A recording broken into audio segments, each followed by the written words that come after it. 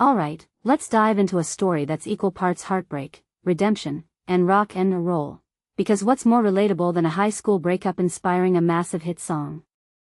I'm talking about Matchbox 20's Push, a track that not only saved their career but also gave us a raw, unfiltered look at toxic relationships. Here's the thing, when you first hear Push, it's easy to write it off as just another angsty 90s rock anthem. But personally, I think there's so much more going on here.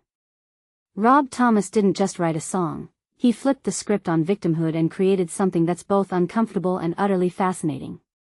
What makes this really interesting is the backstory. Thomas was inspired by a high school relationship where his partner gave his clothes to charity as revenge. I mean, talk about a dramatic breakup move. But here's where it gets deep. Instead of writing a typical, woe is me ballad, Thomas turned the tables. He wrote from the perspective of the manipulator, the person taking control and lashing out. The lyrics, "I wanna push you around, I will, aren't just aggressive, they're a confession of power dynamics gone wrong." In my opinion, this is what sets Push apart. It's not just a breakup song, it's a psychological study of how we handle pain and anger. Now, let's talk about the impact. Push wasn't just a hit, it was a lifeline for Matchbox 20. Their first single, Long Day, flopped, and their label was on the brink of dropping them. What many people don't realize is that the music industry is brutal. One misstep, and you're out.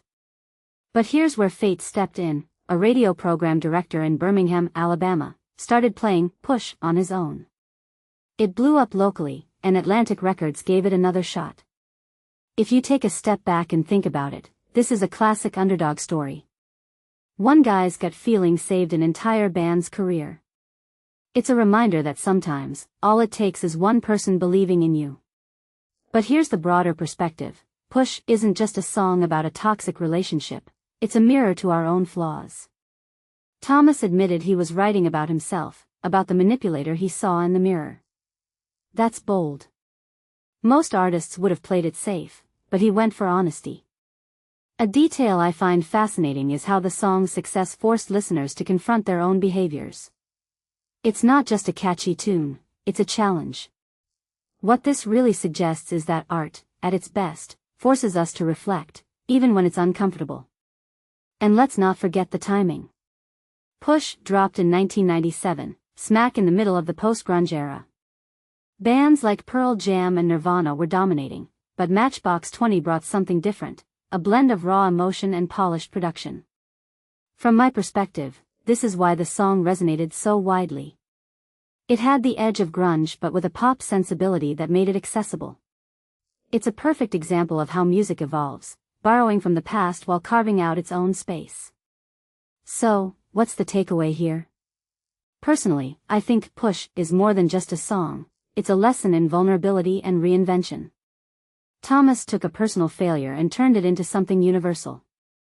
He took a career on the brink and flipped it into a second chance. If there's one thing this story teaches us, it's that honesty, even when it's messy, can be transformative. This raises a deeper question. How many other artists have turned their pain into something that connects with millions? And how many of us could do the same?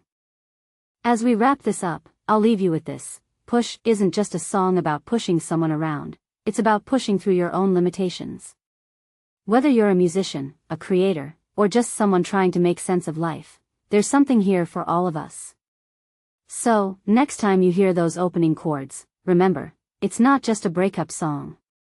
It's a story about survival, redemption, and the power of owning your truth. What do you think? Let me know in the comments below.